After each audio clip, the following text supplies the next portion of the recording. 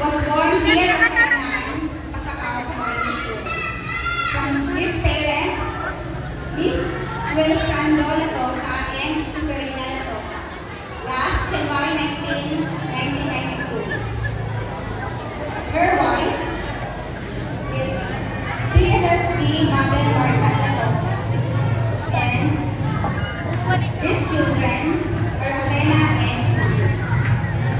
He graduated from CES last 2005, from Liceo de Pasacao last 2019, and from Naga College Foundation last 2013. He was trained from General Simeon A. Ola, Legazpi City, last 2013 upon his graduation, and passed the board exam last 2014. Presently, he worked at Office of the Chief of Police, Caloocan City Police Station. Let us welcome our guest speaker, Police Staff Sergeant Alvin Ambao Latosa, 6 years alumnus class of 2005.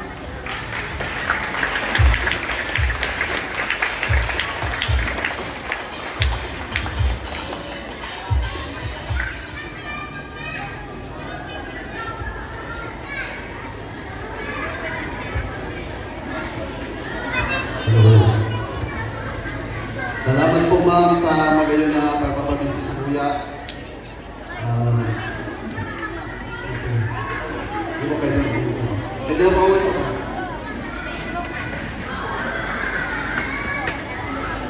Maria Rebecca Alvin Tilianan, Public School District Supervisor sa Principal ng Carmen South Elementary School. Winnie Masi Flores, sa mga maestro ng kauling kaarawan, sa mga estudyante, mga magulang, ating na mag-graduate ko niya, batch 2024, kasakuyan ko ka ng kapitan, Honorable Wadi Dulot Latosa, na mahigos at itapat na nagdiservisyo sa sakuyang barangay,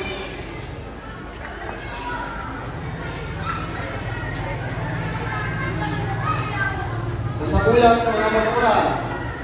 Iyawan mo magiging yan na mapagpadamat as in very supportive sa sakuyang. Mr. and Mrs. Wilfrando and Severina Latosa.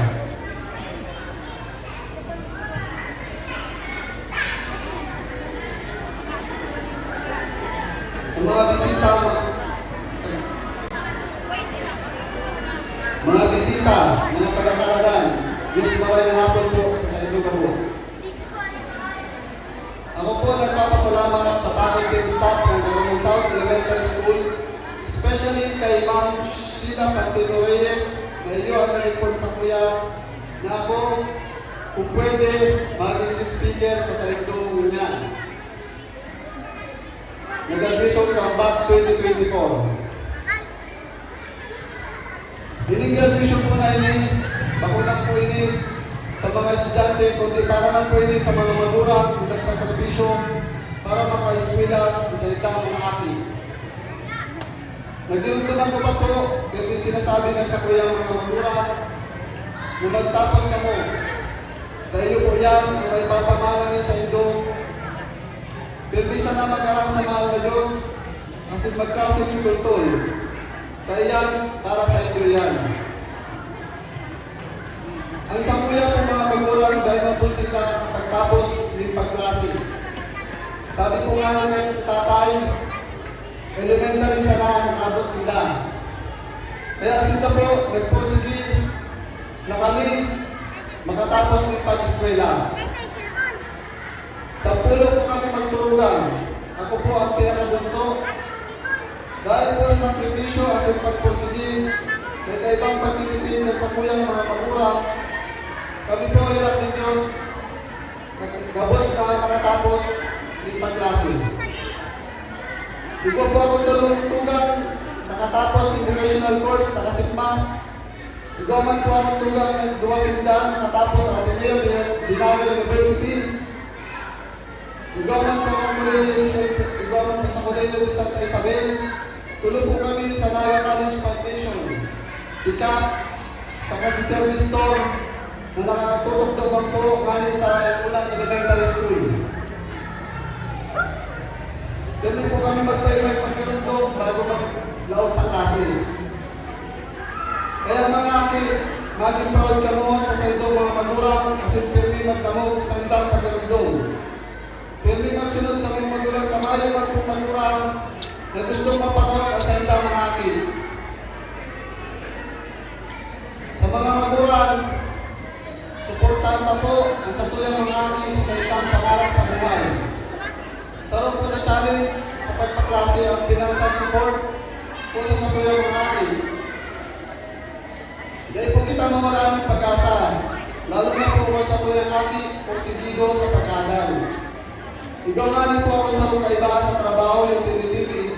Gusto niya po matapos ng pag-eskwela. Pero dahil po sa kakulangan sa financial, nasabi ka sa magulang niya, dahil na siya mag-klase, tamarin siya ng kwarta kasi tabangan na lang ang magulang sa paguma. Pero ano po nila sinabi niya sa sarili ama, pa, gusto ko po makatapos ng pag-aaral. Sinabi po niya po niya habang siya po nag-ibig. Pero hindi na po katang si ate. Mahal na po nag-ibig ang ate, kamahal yung suportahan sa mga magulang. Kaya po sana sa mga magulang, kita po ang salitang mga ate, suportahan na po ang satuyang mga ate hanggang sa makatapos sa pindalang kolehiyo. Bakit po din ito-offer sa satuyang gobyerno, scholarship program. Kakulo po yung pag-iaaran sa sarong magulang na magpapaklase, lalo na po sa kolehiyo. Ako po, sarap po ako ng scholar. Nagklase po ako ni high school sa Juan Treviño, Memorial High School, first year hanggang second year. Kaso po, inuperan po ako ni Naiseo ni Pasakaw.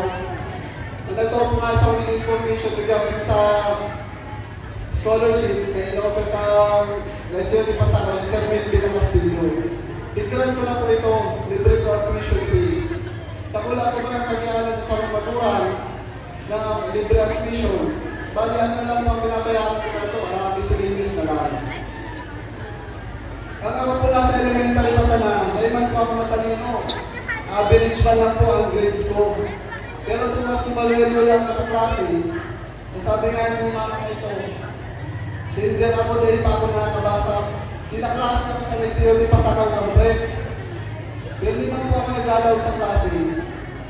Dahil po ako para absent nga kung mas mapano, nakakasabay man po ako sa mga activity sa klase. Maski po nga nila ako nagkapapabarkada man, dahil ko po kung pinapabayaran sa kulang pagklase. Kamagaling sabi, dahil ko po sinaya ang pagpaklase sa tulungan sa kulang mga magulang. Nag-iuntuman ko pa po sa kulang ng award, graduation ng elementary, niyo po ang sports award. Kasaruman po ako nagrepresenta sa Bicol Region sa palarong pambansa sa Iloilo City, sa Kawat na badminton. Ang coach ko po nga ito si Sir Ripaso.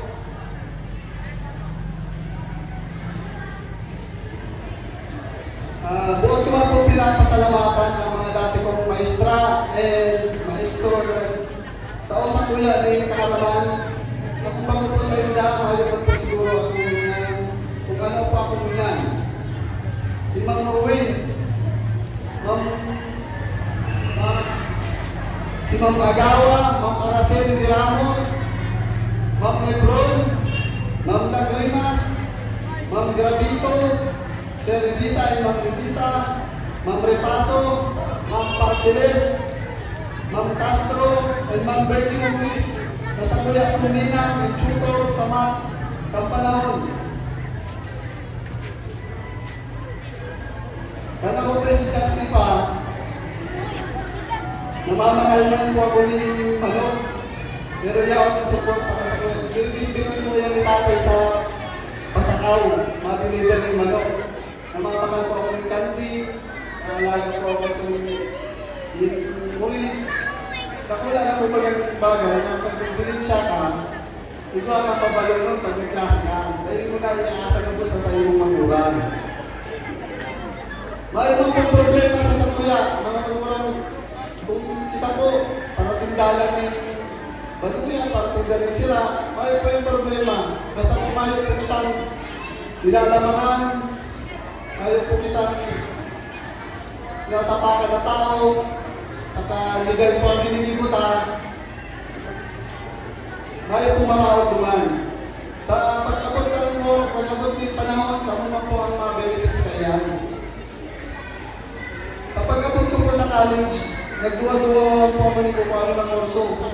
Pero sa huli po, pinili ko po ang pag-adal ng Bachelor of Science in Criminology. Dahil po ko tayo mo, tagatan, hindi man po ang sa abroad. Kaso po, pinaka na lang po ang criminology. Nagtsaga, dahil yung hindi ko pinabayaan ang pagklase ko. Tapos naman po sa kuyang pinili kurso. Kapag tapos ko yung criminology, sa po sa pagsunod ng nagyan ko, yun po ang pagkuha ng board exam. Yun po ang exam board, ay mo po ako nagswerte. Dahil po namin magaling sa kuya. Dahil ko po na yung pasar, ang ingat po kayo yung board exam. Nagigit po ako ito kay mama. Sabi ko ang sa kuya nila, ano talagang hindi ka? Dahil man maraming pag-asa, patakol pa ang pagkakataon. Mga hindi ka sana kasinda. Dahil mawala ang pag-asa. Pagduwa ko pag-apply ng board exam, dahil po ang maraming pag-asa na ako mga kapasaman.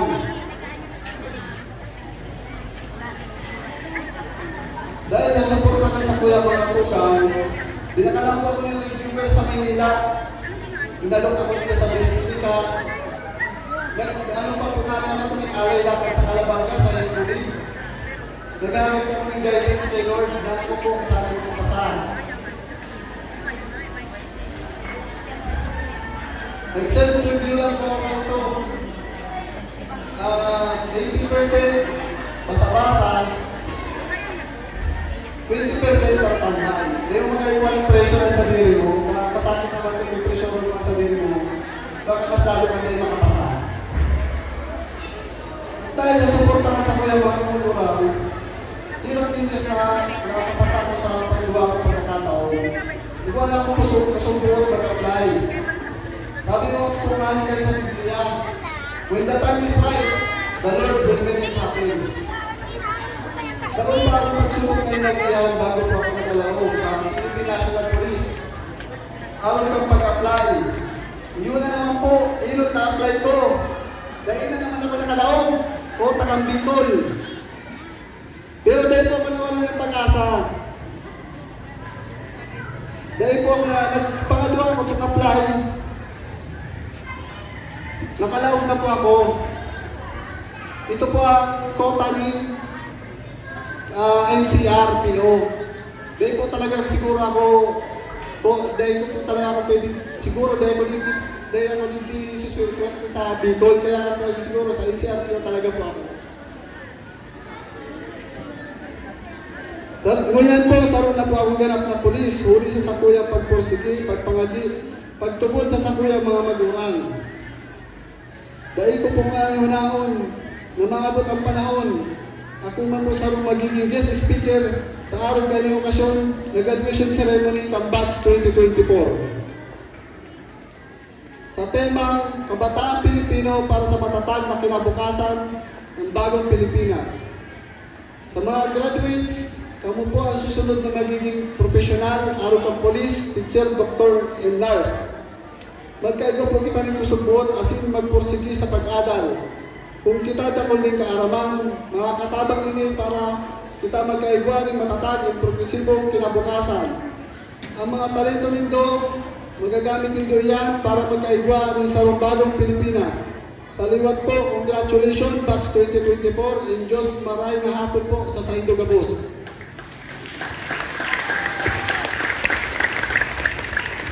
Once again, let us give a big hand to our guest speaker this afternoon.